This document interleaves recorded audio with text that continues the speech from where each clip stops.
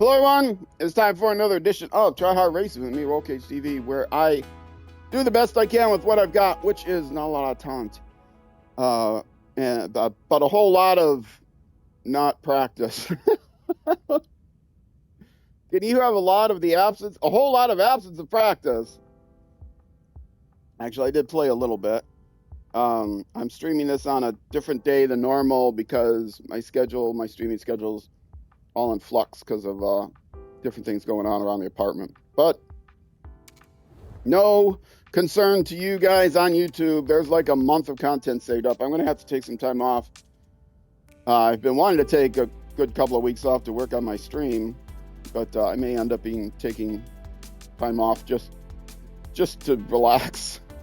Which is okay because I've got like 5 weeks, I think, kind of with content saved up in advance, something like that. So, anyway, we are here. We are doing career. Do I remember where I was in the career? No, but I don't have to go to the next round, so I'm going to do that. Grand Prix of Netherlands. And, okay, it's time for the race. Nothing else to do in the paddock or anything, right? Grand Prix of... Okay. Here we go. And is it set to... Yes, it's actually got it right. It has it set to qualifying and practice and whatever. And it should be 50%. Yes. Okay. Sometimes when I end the game and come back in, these things get messed up and it does full weekend or something. But this is what I want. Okay. And we are doing the arcade experience. We notice that up in the top, right? That's what part of the full of fun is. I'm having a relaxed arcade level playthrough. They added this to the game sometime in the last 5 years, and it's great because I tried to play 2020, and I was in tears, almost literally in tears. I was literally in tears, which means I was almost, figuratively I was in tears, but almost close. That I couldn't play. I wanted to play this game. And so I tested out to see if I can handle 2020 even before I bought this game, and I couldn't handle it. But I bought this game anyway because I buy these yearly titles every 5 years. I'm not about to sign up for a yearly subscription to a brand new game every year that's essentially the same, with just some different data. Forget that. I would buy it if you charged me, $20 a year or something for the next season. But I'm not going to give you $60 every year for this game. It's like Madden football, $100 every year. The session will be important anyway. To test the race pace. So every 5 years, I figure that's about how often a game should come out. New game, sequel. So I buy it every 5 years, and it turns out that I'm happy I got this because it has that casual arcade experience. It's also full of fun because it's a full playthrough, going through the MotoGP 3 or Moto3, Moto2. And MotoGP, and going to keep playing MotoGP until I win a championship.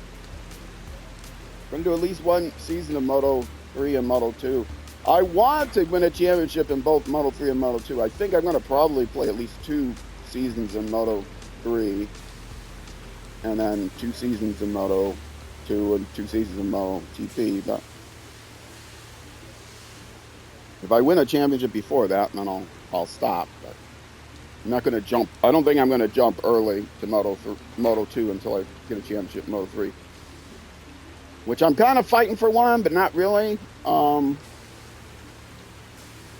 Anyway, let me go to track, get this practice done.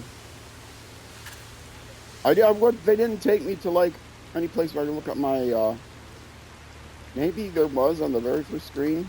There's some way to look at the bike is ready and the rider is about to take to the track. My stats. Oh yeah, and it's raining, by the way. Not here. Well, it's been raining a lot here, thunderstorming. Here being the beautiful Twin Cities in the great state of Minnesota. Boy, I'm cooking now. I'm cooking down. Look at how well I'm taking this dirt. Oh yeah, it's all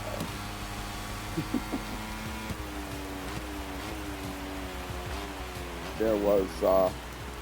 There's a story from back in my youth when I was there, but one of the one of the people that were there in some form of altered state. They were just tired. That was their altered state. Sure. And they were playing the demo of some game, and remember, I'm in my 60s, so we're talking over 40 years ago, so, you know, the dawn, early, probably Atari 2600 stuff or whatever, or late 2600 stuff. Haven't been out for a while. Anyway, this person was, kept saying, they're jamming, I'm jamming, and they're trying to tell her, the demo's on, you're playing the demo. Like, be quiet, I'm jamming. I think, personally, I think she was joking around. But I think the other people around maybe took her a little bit more seriously than she intended. Like, she doesn't even know what she's doing. She's so bad at the video game, she doesn't even know what she's doing, doesn't even know that she's not playing live. And so every time that that she's not playing live, every time that I face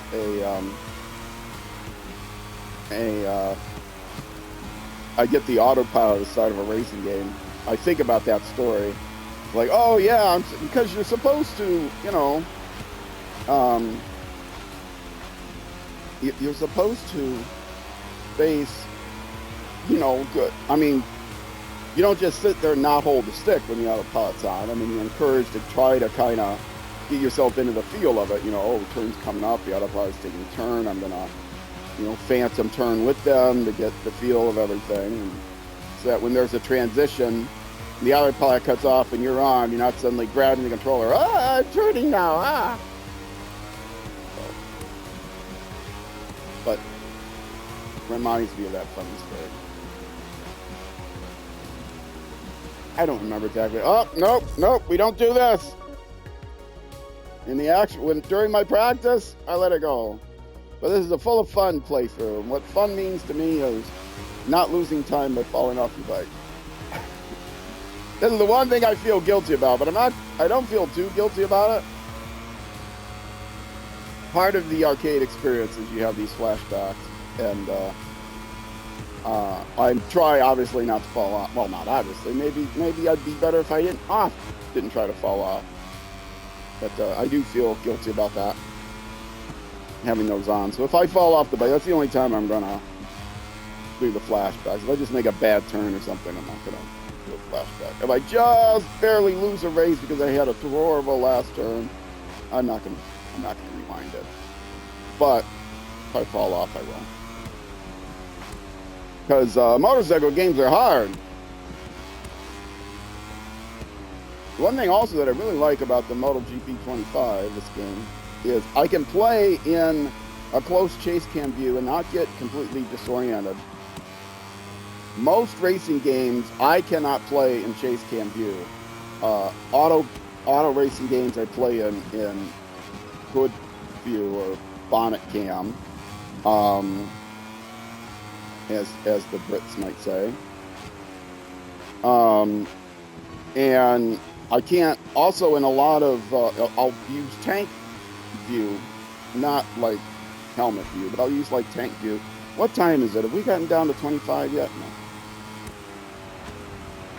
I go for 10 minutes and I come back in, I go out the last 10 minutes.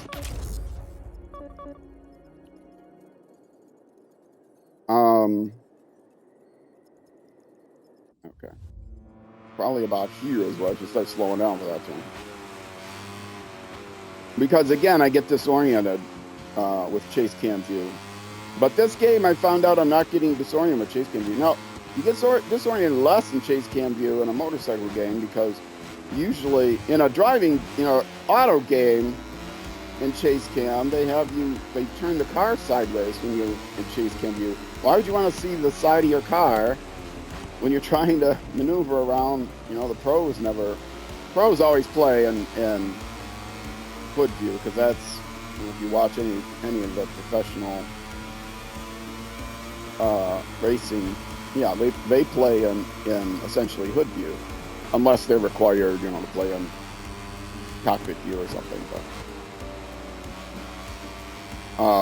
because that's how you can get your best times. Because it's hard to get your best times when you're in chase view, because of the disorientation of the car wiggling all over back and forth through every turn.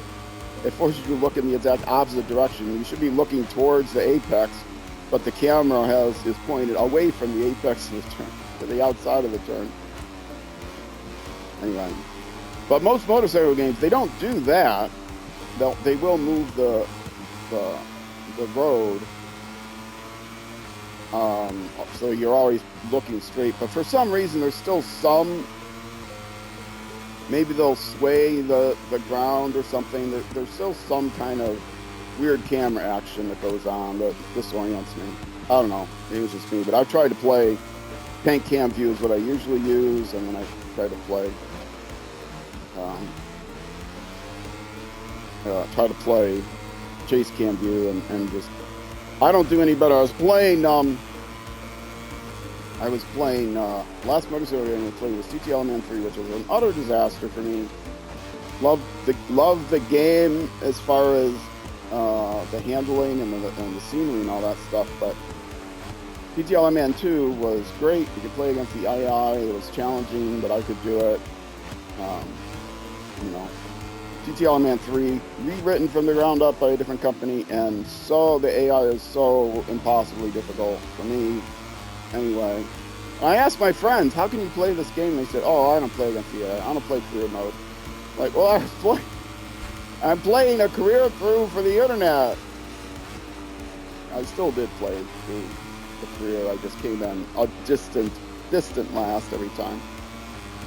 But I tried it in chase cam view. I tried it in tank view. I tried it in far chase cam view. I tried it with every way, and I couldn't do any better.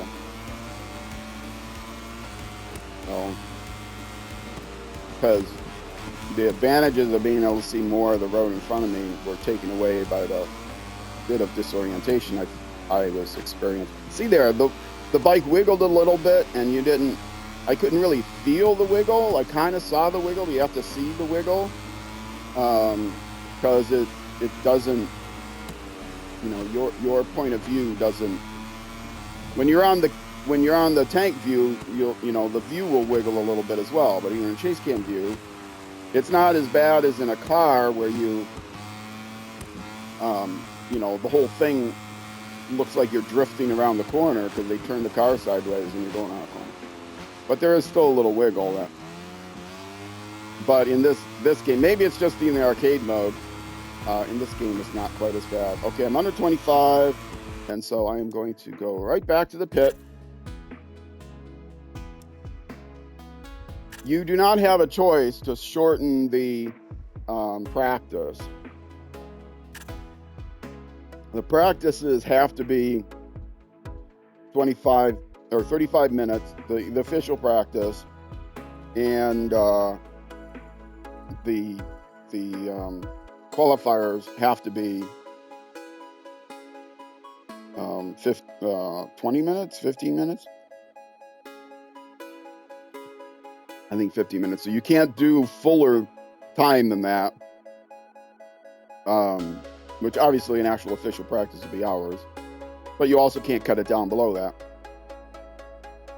So what do? We go to live session and we fast forward here until we get to around 10 minutes or so.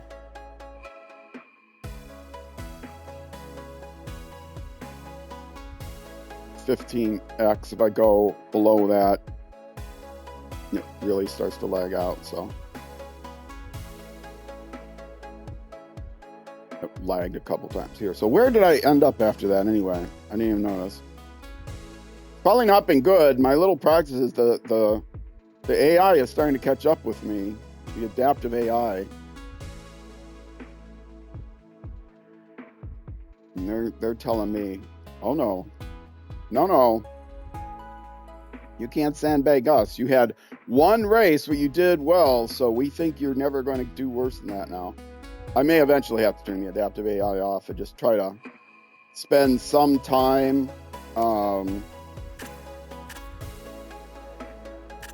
actually spend some time where I am trying. Spend some time, actually trying to find a AI, turn off the adaptive AI and set the AI manually.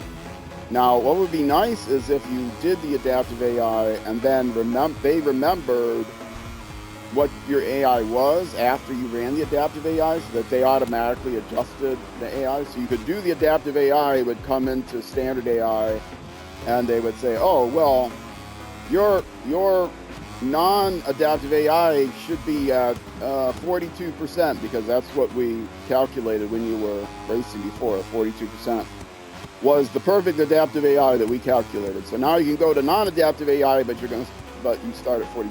Not done with that. You turn off the adaptive AI, you immediately have to pick a percentage, and there's no default, or the default is whatever the default is when you start the game, 50% or whatever it is. I don't know. I tried that and it didn't work.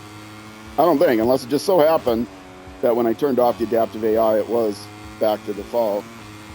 I put it on the lowest possible AI, turned on the adaptive AI, and they seem to have, when they started the adaptive AI, know that I started at 20%, because they were easy at first, but then very quickly got more and more difficult. I don't know. I'm going to try to do the adaptive AI all the way along, but how smart is the adaptive AI? Does the adaptive AI realize that you're going to do better and you're going to do worse? And, if they keep fluctuating the AI, if they fluctuate the AI up so that, oh, he did really well in the last few races, so he must be at AI level 57, and then you regress back to the mean and you don't do well again in the next race. I didn't get a warning that there was a lap. We got a lap.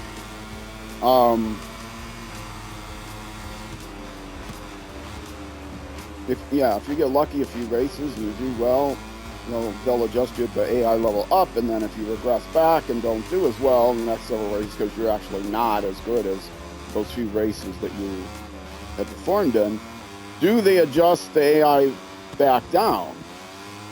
Because maybe they want as an anti-sandbagging,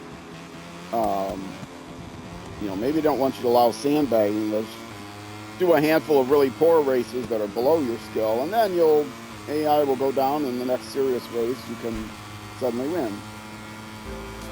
Do some sandbagging in just individual race mode or whatever. So I don't know because right now the AI, I was coming up near the top, but then I've had some races where I finished pretty far back. So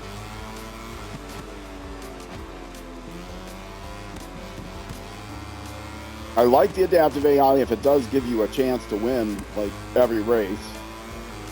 It's like the F1 AI. You change the difficulty in F1, but the F1 doesn't drive consistently. They'll try to pass you and at the end give you a chance to catch up, and then play hard at the very end, see if you can hold them. That's my experience with F1. I don't have any inside information, though, if that's how the game actually runs, but that's my feeling of the game. Every race is exciting. And these are made by completely different people than who's made F1 over there. I heard something, and I think I heard this right. I want to go back to the video.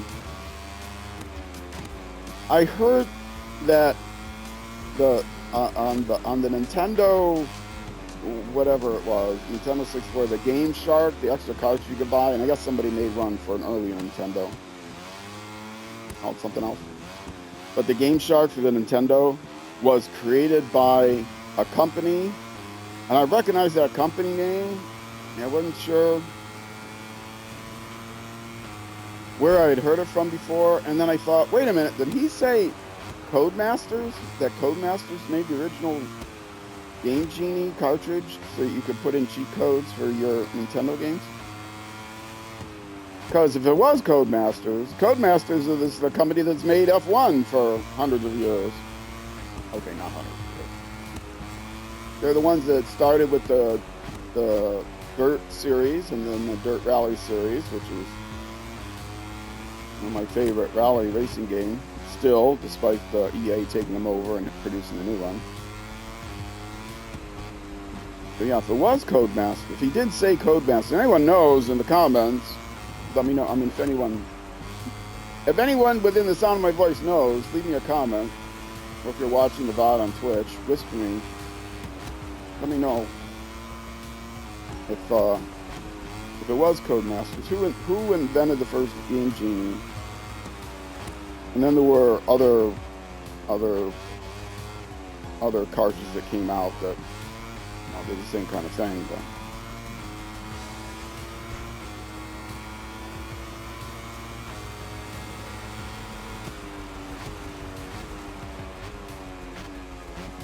I am streaming this. I mentioned before the stream started to the Twitch audience on a different day than usual because things around the apartment. We had city inspectors come through and had to do a lot of work beforehand to make sure. We got a list of what the wiring codes were that they were looking for because last time they inspected, they didn't really.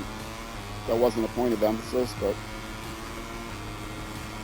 This year they inspected, and they didn't used to inspect every year. They inspected every 2 or 3 years, and believe me, the building management let us know that they decided to change it every year, and we should all complain to them that the inspections are every year. The issue is that every inspection they have an awful lot of maintenance work to do because the building inspector will come in and in our last time in our place, they said, oh, you have to put in CO2 or CO detectors, carbon monoxide detectors, because we didn't have those on a fire. There's always some new thing that they got to get up to code with. And so they built enough of them, and they replaced some of the older style actual smoke detectors, and they missed one. And so the inspector this year came by and said, oh, you got to replace that one. And it's like those little things in every single apartment. There's going to be one little thing that's going to have to replace. Oh, there's a leaky faucet in this apartment, you're going to have to put that. So every time the city inspects, it's an awful lot of headache and work for the apartment complex, which practically speaking means, their expenses are expenses. They have to raise the rents to cover those expenses. And we, so far, our experience with this particular management company, we had a professional management company. The owners of apartment complexes aren't always the people that manage them.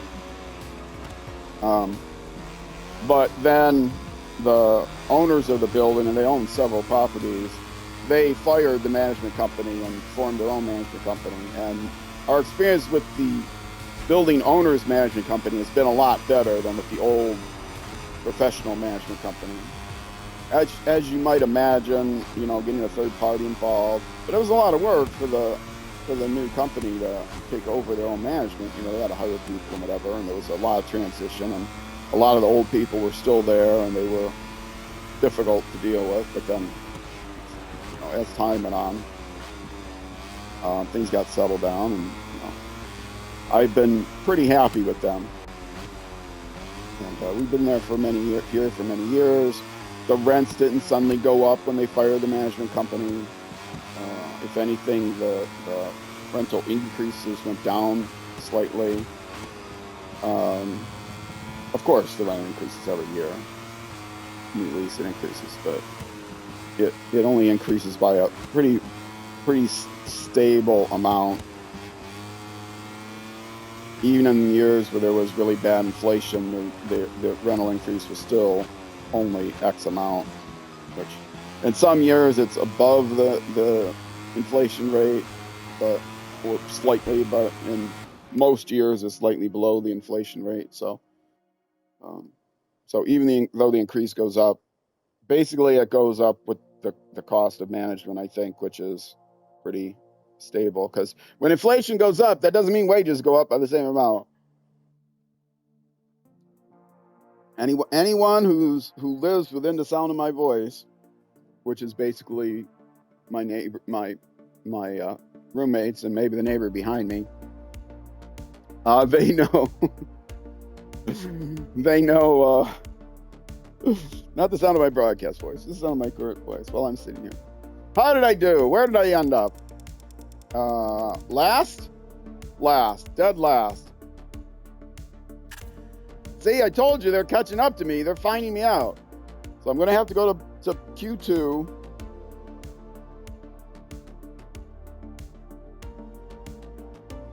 And then after Q2, there won't be time to do the full race.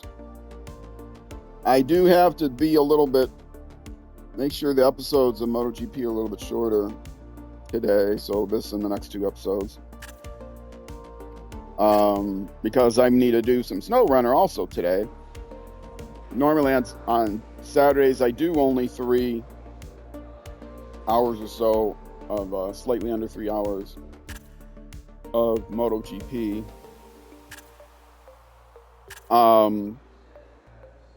I do I'll switch off different racing games. MotoGP is now my one that I'm going to be doing for a while. I didn't start too long ago, 2 weekends ago. So I do this on Saturday, and on Sundays I do Snow Runner. So if you want to come over and watch the stream sometime. Now they see that was the autopilot and the bike wiggle. Wiggle. Yeah, okay, I'm getting off to a great start. Well, I hadn't gotten to the finish line. That lap wasn't going to count anymore. They do the out lap for you on autopilot, and they catch you up just before the last turn. Before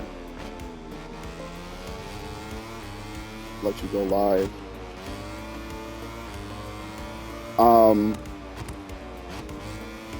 That's when you say flying lap. If you don't do flying lap, you have to go out of the pits yourself. Although it's probably autopilot out of the pits. I don't know. I never did that. So, oh come on! I wasn't doing this bad in Q1, and it was raining. Now it's dry, and I'm doing much worse. During my practices, I am going through the whole list of tracks, circuits.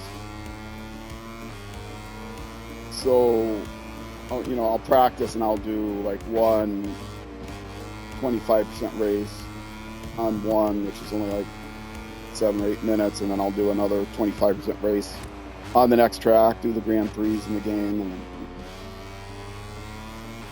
and I won't reset the vehicle, so it gives me incentive to actually try to drive my best, or won't flashback. Just to get a little familiarity, because I'm not familiar with any of these tracks yet.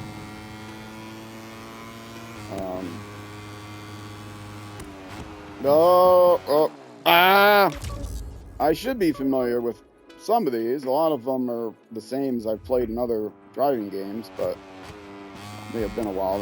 They're not the same circuits that are driven in like F1 or whatever.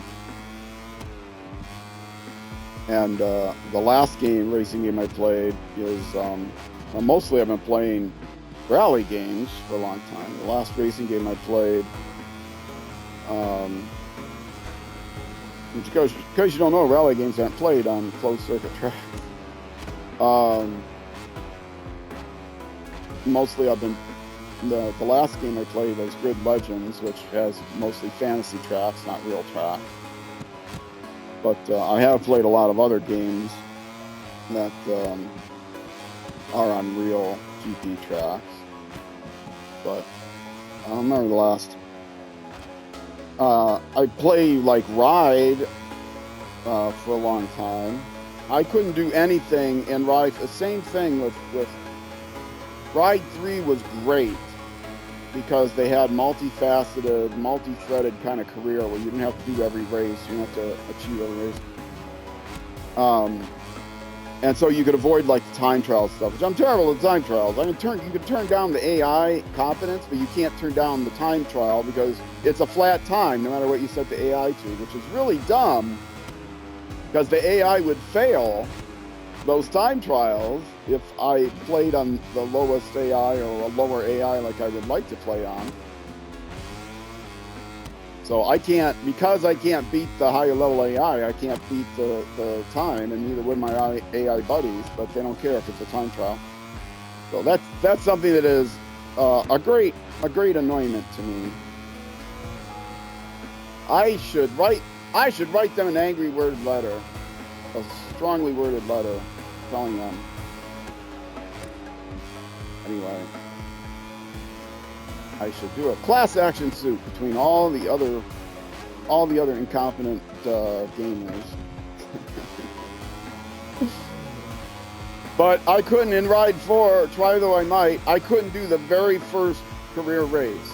Not even the very first one. So I can't say for sure that it isn't multi-threaded, but that first race you have to do, and you have to do it within a certain amount of time. And I can't do it. I can't come close to that first amount of time. I would have loved to do a Ride 4 playthrough because I really liked that game, or I really liked Ride 3. But Ride 2, Ride 3, I really love those. I got all the way through Ride 2, playing on a lower difficulty. Ride 3, I just didn't finish. I could have finished, but I just didn't finish. I didn't get stuck anywhere. And Ride 4, I got stuck right at the beginning. So maybe the next game I might play will be Ride 3 career playthrough. Ride 5 is out.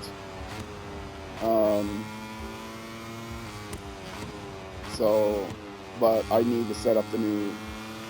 I still am playing an Xbox One X, which is before the Xbox Series X, generation before Xbox One, but it's the upgraded Xbox, the latest iteration of the Xbox One console, and so I'm only playing games that are compatible with that because I have to set up the new one, and I just got the S one because I was waiting for the Series X to get upgraded, and the S doesn't have things like that I need, like a CD or a DVD/Blu-ray drive, because I got some 360 games that I want to be able to play, but I got them on DVD back in the day and don't have a way to play them. So I would still be using the Xbox Series X, but eventually I want to get an Xbox Series X, and I do have an issue with what they did with the Xbox Series. You cannot play the new releases on an external drive, which really stinks, because the newer releases, the ones that are made for Series X or Series X vertical bar S, you can't play them on an external drive. Well, the Series S only comes with like 1 terabyte. I got a 1 terabyte, and believe me, I have 1 terabyte or 2 terabytes on my Xbox One X. I think it's 1 terabyte. Yeah, but I also have a 5 terabyte external drive, and most of my games are stored on that. And I'm not the type of person that wants to reinstall a game every time I play it, because I don't get obsessed with one game and then never play my old games. Just say, okay, I'm playing this game now for the rest of my career until I get burned out of that game, and then I never come back to it. I'll install a different game. I'm not that person. I'm not the Play Pass Ultimate kind of Xbox guy where I'll just, I'll play through the game, but I pay, a huge amount of money every month so that I have access to the next game, because I don't care. I'm never coming back to the game once I play through it once. That's not me. I play through the games I buy, and I like to keep them all installed. because I often come back to older games, play them. Well, which is why I always stink at the games I'm streaming, because I don't play the games I'm streaming. If I have some gaming time when I'm not streaming, and I don't do a lot of gaming when I'm not streaming. If I have some gaming time when I'm not streaming, I'm playing, you know, Perfect Dark or GoldenEye or something.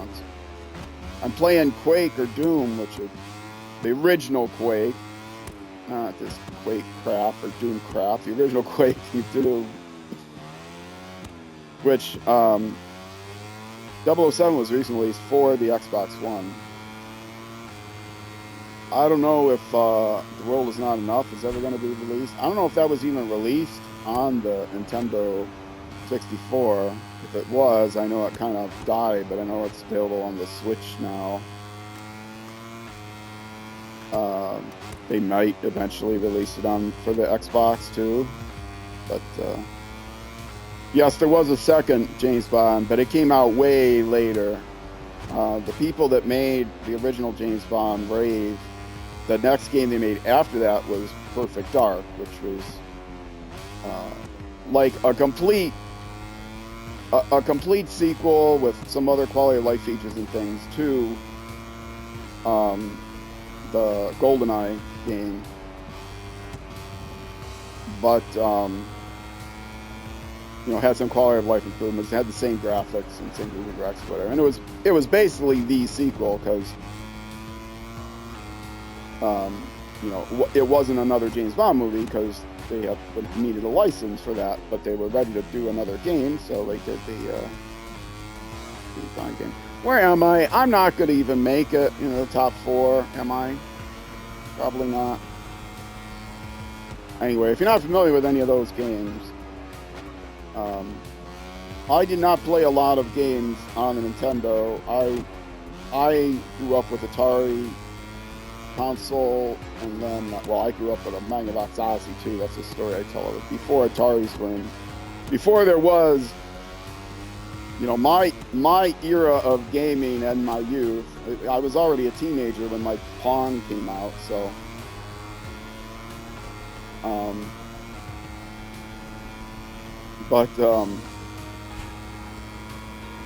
I never liked the Nintendo, and I was sad when the Atari 2600 was taken over by the original NES. I thought it was, I didn't think it was superior at all, and so I was, you know, well, what about the all the Atari games crashed? All you could find in the stores were Nintendo stuff, and the Nintendo quality was a lot better than a lot of the games you could get for the Atari 2600. What was originally called the Atari Video Entertainment System. They didn't change it to a number system until later on, or Video Game System, VGS.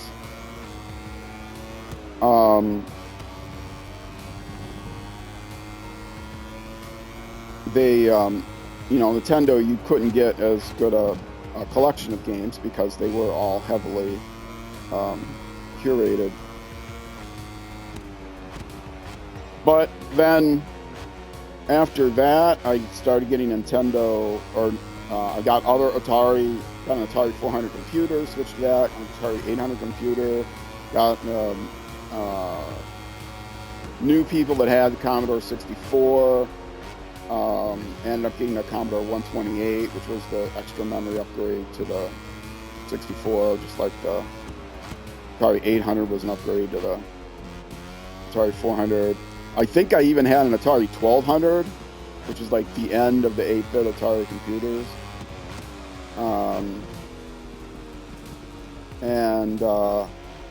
Then I switched completely. At that time, I was switching over to Amiga to Commodore, and I got a Commodore Amiga rather than Atari ST. I was still pretty young then. I couldn't afford to get to get both. And the Amiga had a really big community. Even in America, it was huger than Germany. It's still somewhat big in Germany, I think. At least as of more recently than you would think. There was a big Well, I guess Atari STs were big in Germany. Maybe I'm getting it backwards. Anyway. I keep looking for chatters. I don't see any chatters. I can't interact except during races, but I can quickly glance to see if there's anybody chatting. I see my bots chatting a lot, reminding people that you can help the channel out by spending a free subscription. Spend Jeff's money, Twitch Prime subscription, but my stream has not got the best stuff. And I missed the top 4.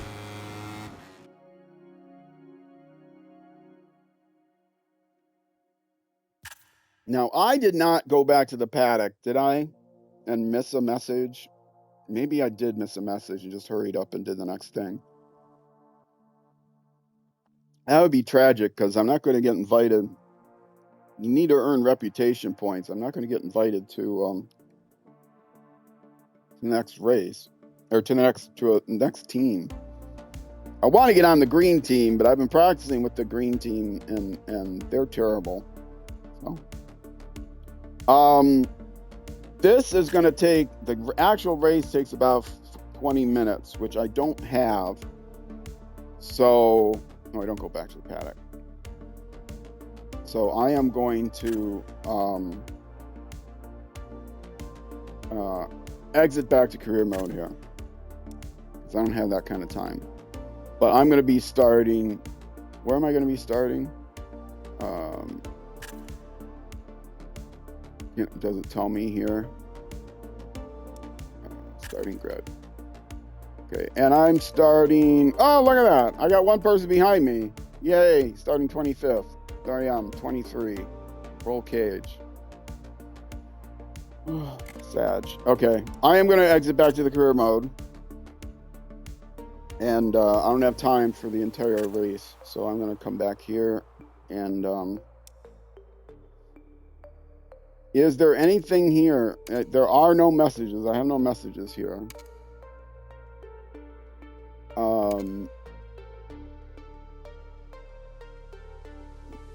Bike development. How soon is that?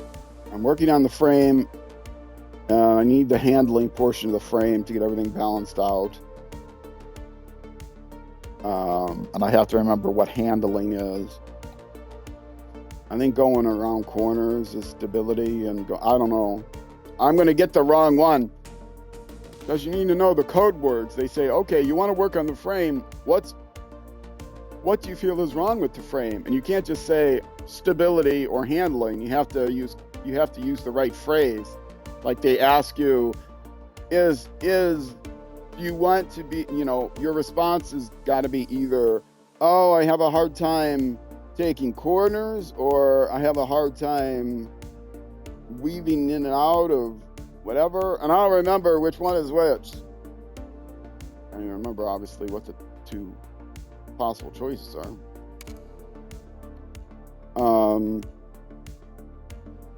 Transfer rumors, yeah. I turned down a transfer. I could have transferred to Moto2 team right away, but I didn't. Yes, where is my trend? The last 5 races. Okay, I came in 4th, and then 18th, which was terrible. But then the AI showed mercy on me, and I came in 1st, and now I've got 2 thirds after that. And I'm starting in 26th place, so yeah, I'd like to win this race because I want to win the championship. Where is standings? Here we go. Right button. I'm in 2nd place, 16 points behind. I don't know how much you get per race. It's probably like the 25, 18 kind of thing, or maybe 25, 20. I don't know. I don't know how much you get per race. But anyway, I'm more than 1 race behind. The team goal is to finish higher than 15, so I keep finishing higher than 15th, the team will like me, but I'm not sure what that does to my prestige or growth or whatever. Anyway, so I have to beat Joel Kelso, or Joel has to have some bad races so that I can catch up.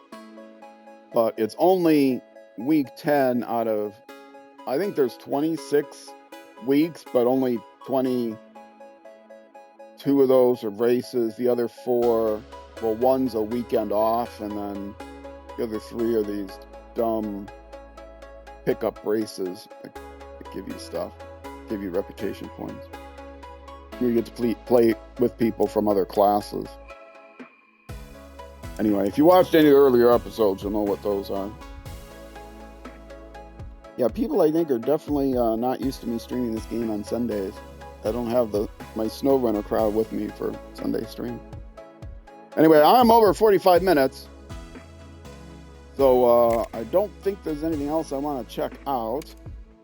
I'm not going to customize my racer. Did I do this? I think I did this on the last thing. I customized my helmet, and I customized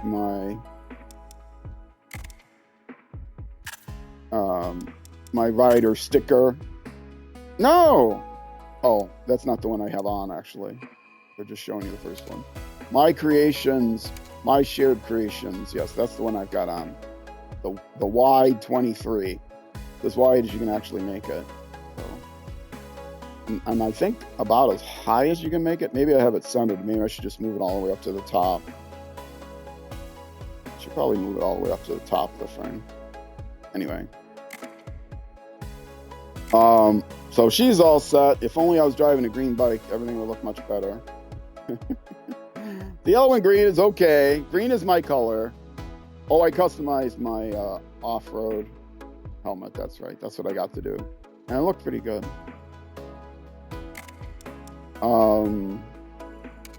Nothing else here except to see what people like me. And the team that I wanted to get on next, they're okay with me, but they don't really like me. I don't even know if they're going to be an option.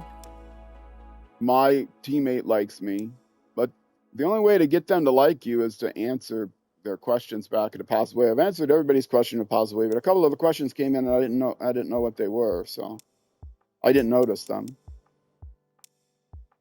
Anyway, I'm not pro yet. No, that's not the one I want.